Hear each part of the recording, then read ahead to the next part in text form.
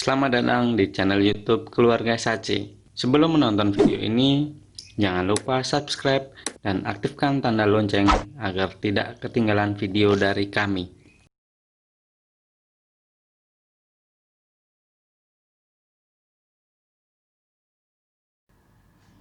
Halo anak-anak, apa kabar? Semoga semua dalam keadaan sehat ya.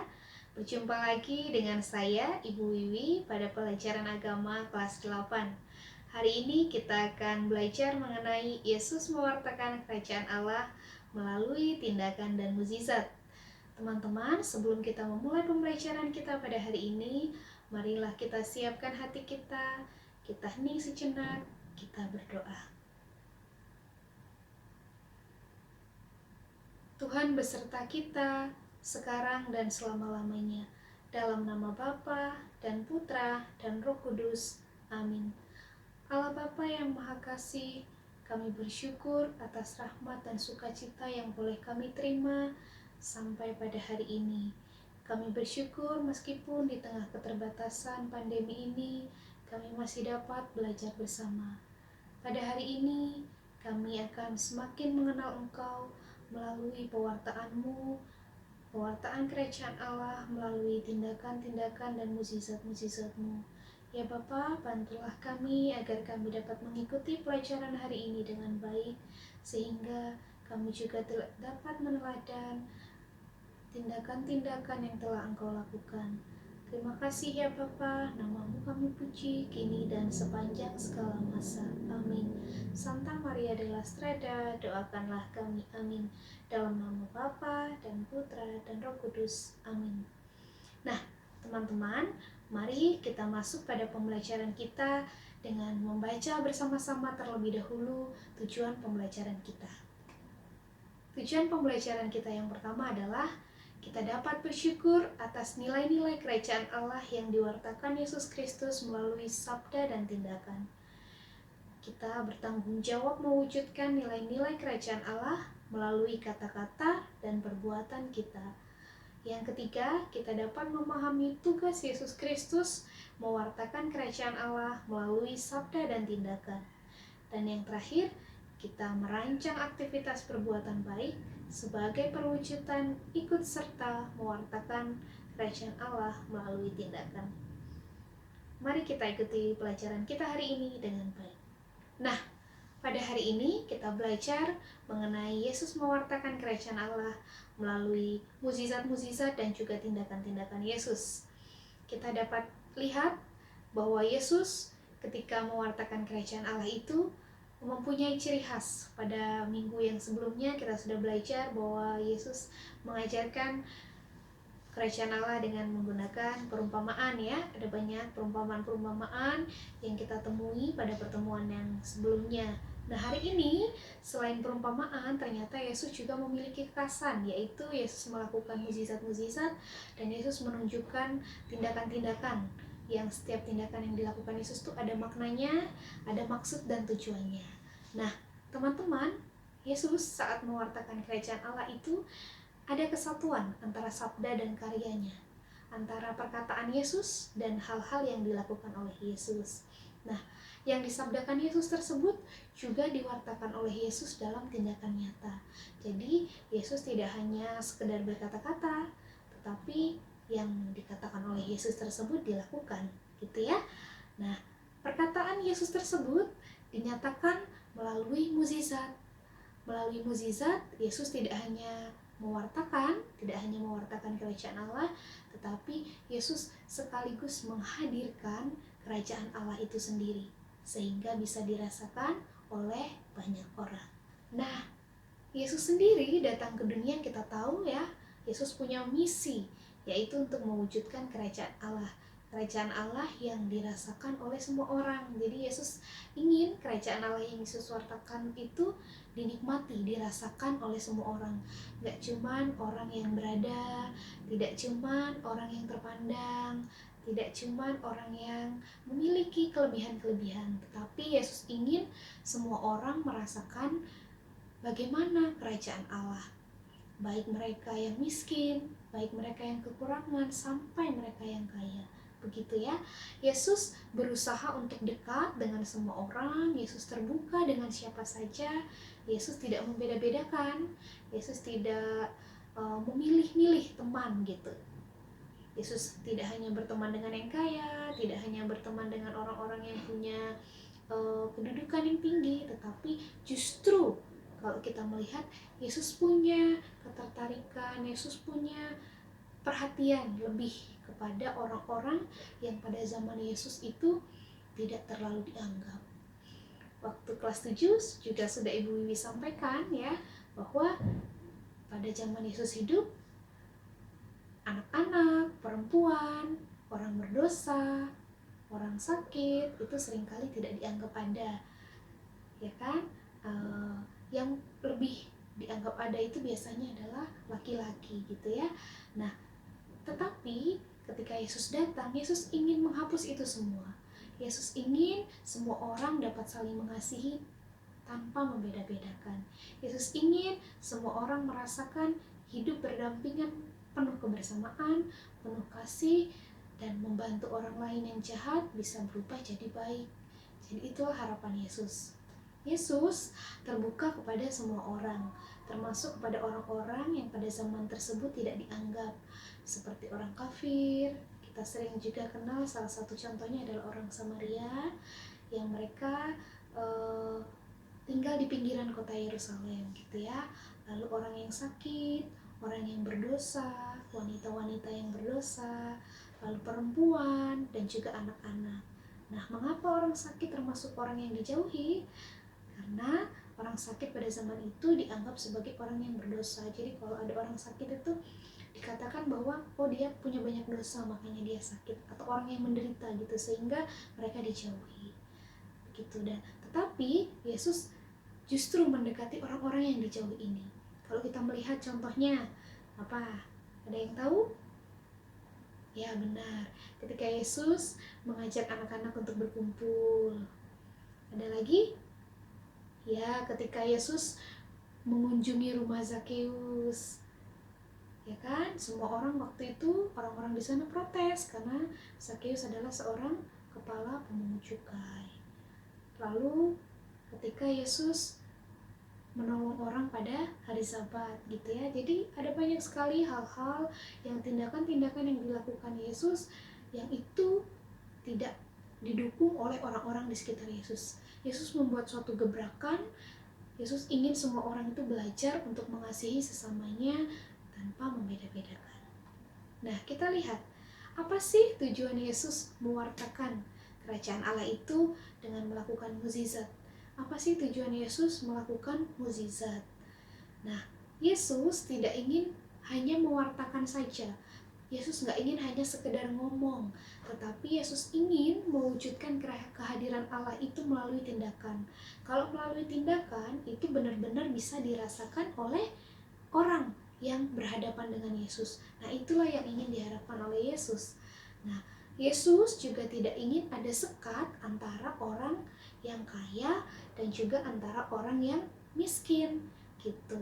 Jadi Yesus memberi contoh bahwa Yesus bergaul dengan siapa saja, mulai dari pemungut cukai, mulai dari orang yang salah satu orang yang berdosa kan, pemungut cukai, mulai dari perempuan yang waktu itu kita lihat dia berzina, lalu dihukum oleh orang-orang di sekitarnya, tetapi Yesus mengampuni dia. Yesus memberi teladan untuk tidak menghakimi.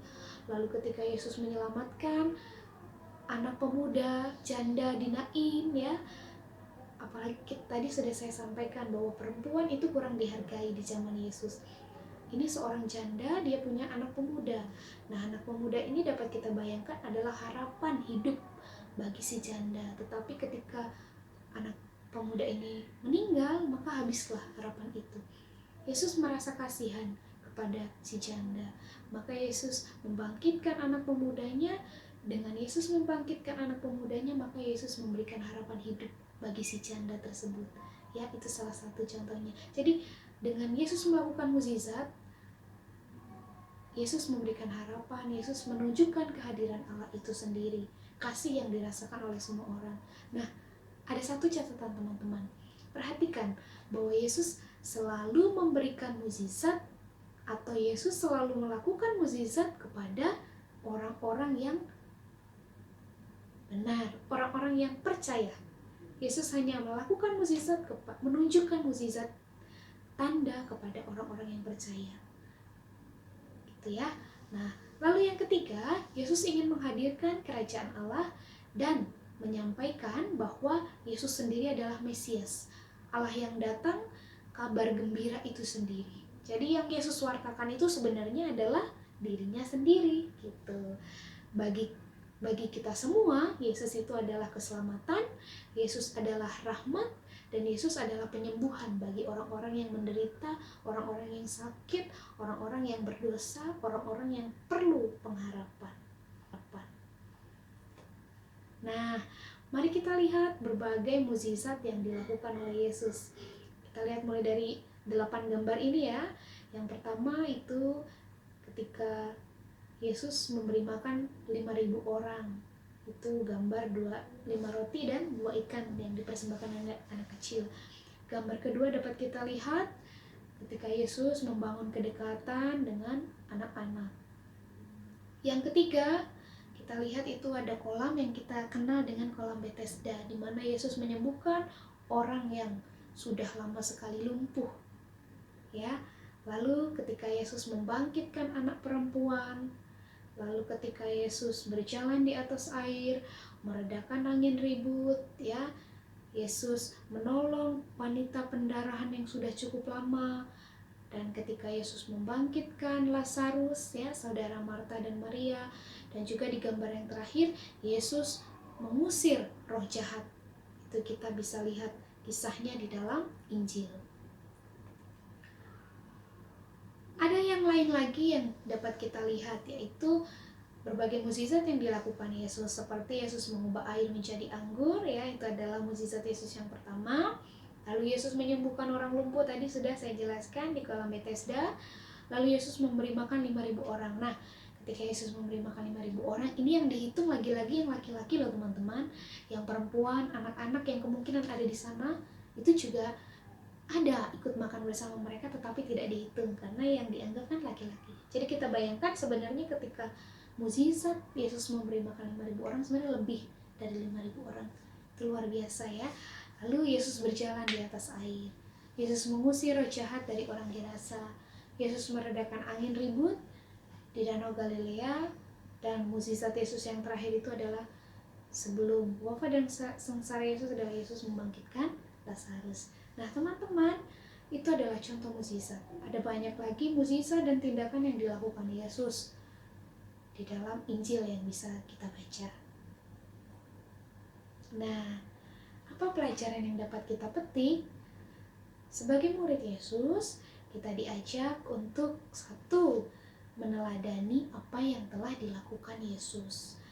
Yesus mewartakan kasih, kabar gembira, keselamatan kepada semua orang.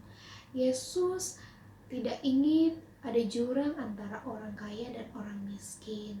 Yesus tidak ingin ada pengkotak-kotakan, membedakan satu dengan yang lain.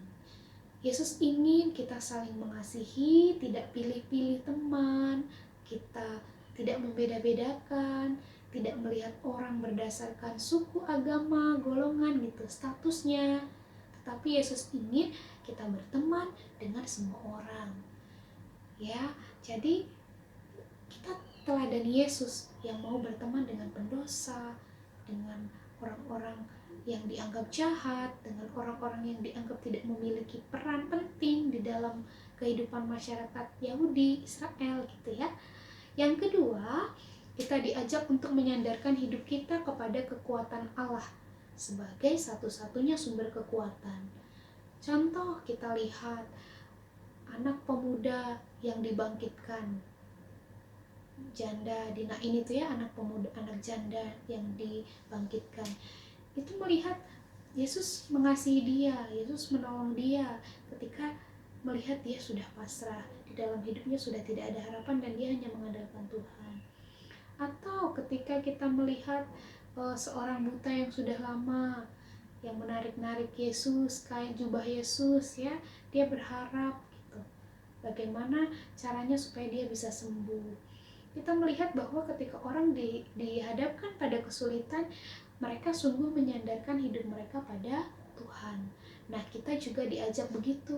Dalam menghadapi kesulitan kita diajak untuk menyerahkan kesulitan-kesulitan kita, untuk meminta pertolongan dari Tuhan. Yang ketiga, kita diajak untuk berbelas kasih kepada sesama, terutama mereka yang miskin, menderita, tersingkirkan dan kurang mendapat perhatian. Nah, hal yang paling bisa kita lakukan adalah melihat di sekitar kita. Ketika kita melihat teman kita yang kesepian, kita sapa mereka. Ketika kita melihat teman yang kesusahan, atau orang-orang yang kita jumpai, orang-orang miskin, pengemis, pemulung, dan sebagainya. Disitulah kita diajak untuk berbelas kasih seperti Yesus. Yesus menolong orang buta, Yesus menyembuhkan orang lumpuh, Yesus mengusir roh jahat, Yesus menolong orang yang kesulitan saat perkawinan di Kana, ya kan, malu kondangan anggurnya habis, tapi Yesus menolong. Lalu apalagi, Yesus dekat dengan anak-anak, Yesus menolong perempuan yang hampir dilempari batu sampai mati gitu ya. Jadi ada banyak sekali kita diajak untuk meneladani Yesus. Jadi ada 3 tadi ya. Yang pertama, 1, kita diajak untuk meneladani apa yang sudah dilakukan Yesus, mengasihi, tidak membeda-bedakan gitu ya, menunjukkan gambar Allah, keceriaan, kebahagiaan kita bagikan kepada orang-orang di sekitar kita. Yang kedua, kita mengandalkan Tuhan di dalam hidup kita dalam segala suka duka hidup kita. Dan yang ketiga, kita diajak untuk berbelas kasih, berbagi kasih, berbuat kasih kepada orang-orang di sekitar kita, khususnya mereka yang kecil, lemah, miskin, tersingkir, dan difabel. Nah, teman-teman, mari kita hening sejenak untuk berefleksi.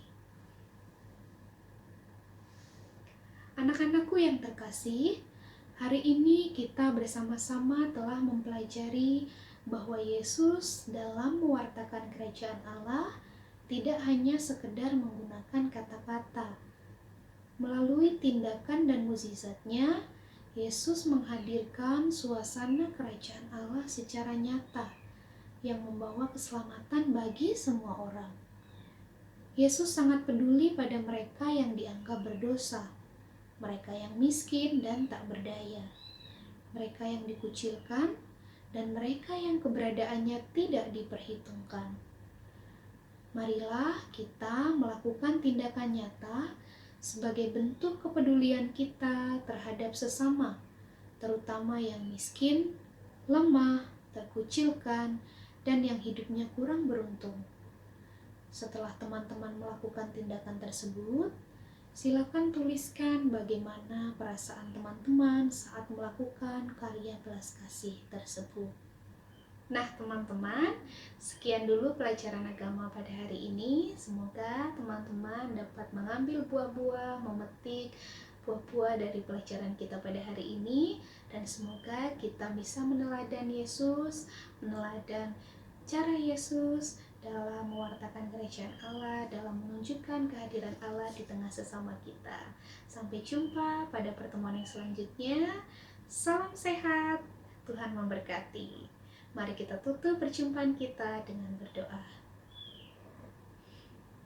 Tuhan beserta kita sekarang dan selama-lamanya. Dalam nama Bapa dan Putra dan Roh Kudus. Amin.